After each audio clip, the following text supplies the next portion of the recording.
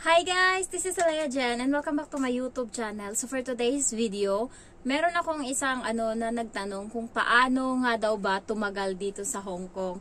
So maraming nagbigay ng comment and natawa ako sa iba. So yes, paano nga ba tumagal dito sa Hong Kong? Kailangan yung goal mo is malaki or kailangan yung goal mo is pangmalakasan. Hindi pwedeng mag-goal ka lang na mag-ipon lang ako ng 50,000 uuwi na ako. Hindi pwedeng ganyan kasi konti yan. Kailangan kung gusto mong mangarap, taasan mo na.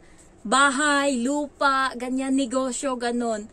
Kasi karamihan dito sa mga nagtatrabaho or yung mga matatagal na, yung goal nila is hindi ganyan. Yung iba is mapagtapos ang anak. Pagkatapos mapagtapos yung anak is makabahay naman ngayon. And yung bahay na gusto nila guys, second floor, yayamanin. Alam mo yung pangmayaman na bahay. So yun. And the next is nag-iipon. Hindi sila satisfied sa ipon na 500,000 sa pera natin. Hindi yun sapat sa kanila. Gusto nila million. So meron nga ditong isang matagal na sa Hong Kong na may ipon na 3 million. So ganun yung mga goal nila kaya tumatagal sila dito. Yung isa is 10 years na. Ayun, ang gaganda na ng bahay nila. Ayan. And then may negosyo.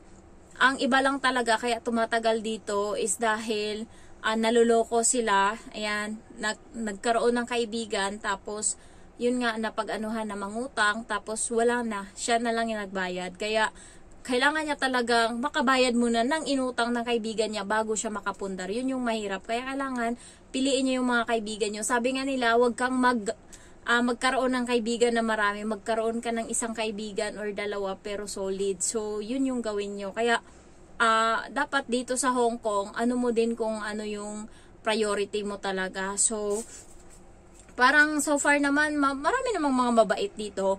Okay lang, ituring mo yung mga tao na kaibigan or ayan, marami ka namang makakausap, marami dito mga Pinay kasi syempre ma-homesick ka.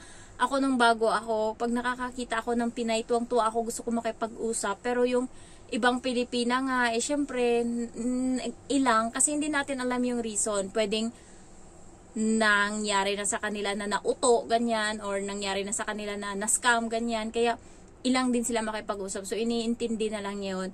So, pag naman, may mga kaibigan ako doon sa center kung saan nag-aaral yung alaga ko ng English. Marami akong kachikahan doon kada Thursday. Ayan. So, doon na yung nagiging meeting place namin.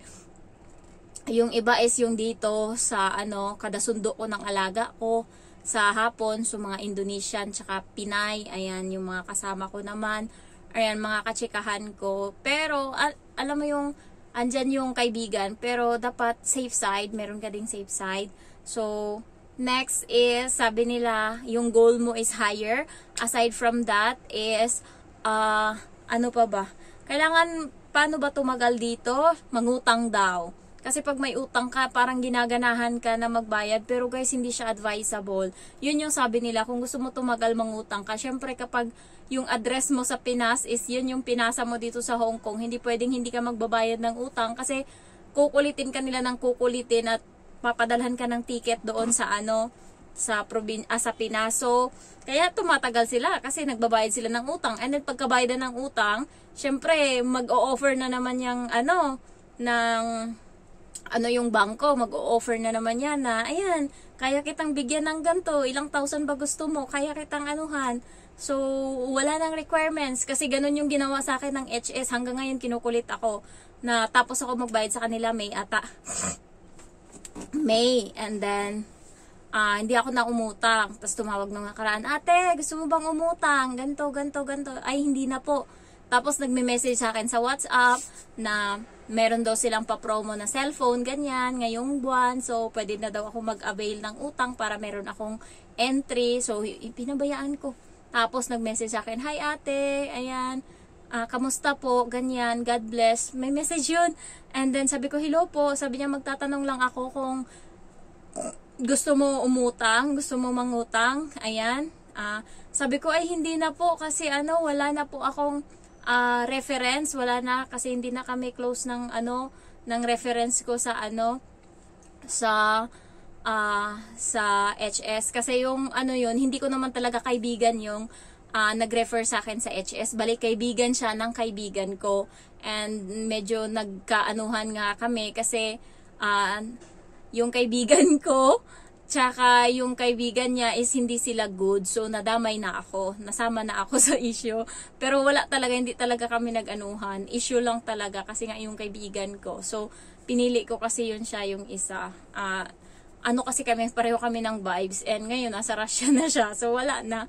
Hindi na ako masyadong lumalabas din kasi parang naumay na ako. Pero ngayong July 1, pupunta kami sa wetland. Ayan, hindi pa ako nakapunta doon. So, tignan ko. Ayan, kung ano yun. And ayoko rin masyadong magpainit kasi ayokong umitim, charis. Next is, next, para tumagal ka dito sa Hong Kong is, wag mong sagutin yung amo mo.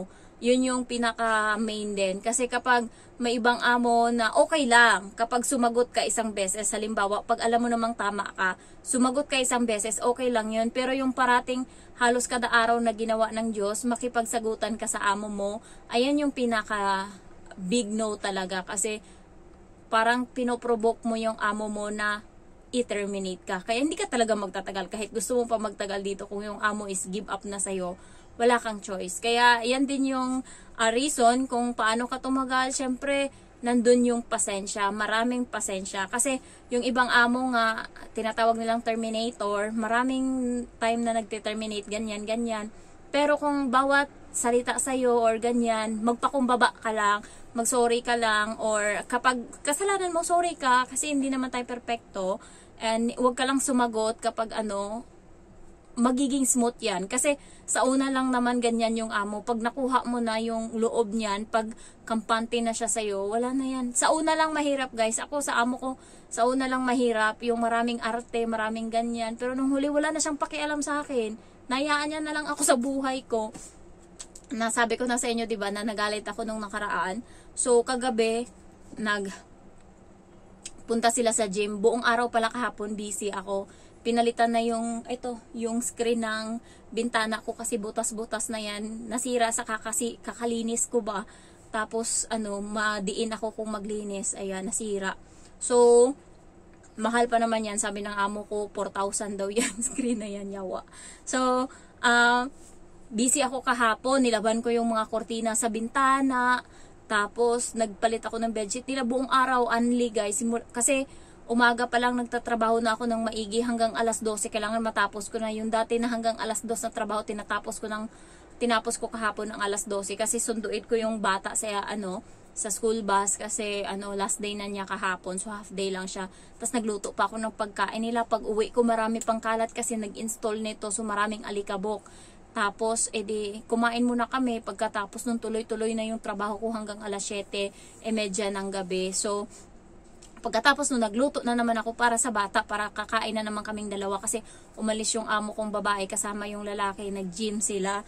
And ako nakasama ng bata hanggang umabot na ng alas 11 ng gabi kagabi. Tapos, nagmadali yung amo kong babae maligo. And then, sabi niya, okay na dyan, iwanan mo na yan siya dyan. Magtrabaho ka na doon para matapos ka ng maaga, sabi niya ganun. Sabi ko, okay lang. Nagbabasa pa naman kami, sabi niya, sure ka, okay lang, sabi niya. Tapos yun, pala ng amo ko, nakita niya talaga yung CCTV na nagwala ako sa kusina. Kasi nga, alam niya na kung bakit ako nagwala. Alam niya kung kasi kahapon, talagang niya na iniwasan niya na magalit ako kasi late na naman, alas 11. So sabi niya, okay na, wag na ako mag-blower. Punta ka na sa kusina para matapos ka na kaagad. Sabi ko, okay lang, madali ka lang naman mag-blower. Sabi ko nga, sabi niya, sure ka?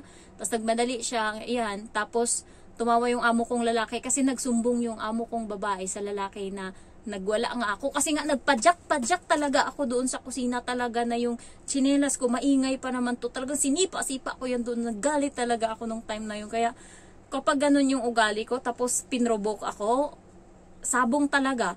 Kaya ang nangyari is sinabi ng amo kong lalaki sa babae. Kaya alam na nila na ganun. Tinanong ako ng bata, Jen, bakit grumpy ka nung nakaraang linggo? Sabi ko, ikaw ba naman?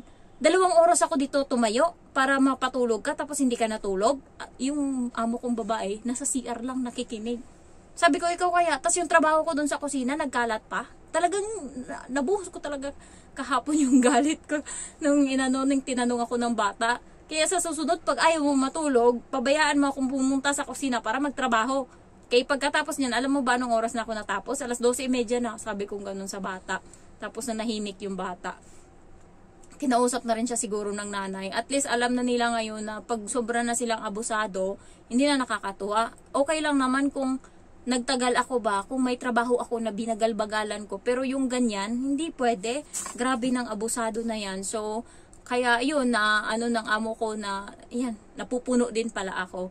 So, wag lang kayo parate na yung parating palasagot, yung parati yung wala na sa tama, basta makasagot lang na kunwari matapang, hindi pwede. Dapat nasa tama kayo, or yung may pinaguhugutan yung galit nyo, pwede yan. Pero yung nagalit ka lang kasi ganyan, ay, wag na, baka ma-terminate ka. Yan yung mga way na kung paano ka tumagal dito sa Hong Kong.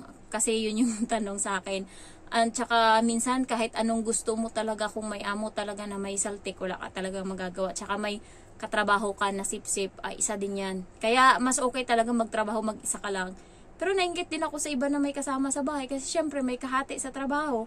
Pero yun nga lang, pag may kasama ka, nag-aanuhan ng trabaho ba, yung nag-aasahan, yung alimbawa ganyan, ay siya nagagawa niyan, ganyan siya yung bago eh.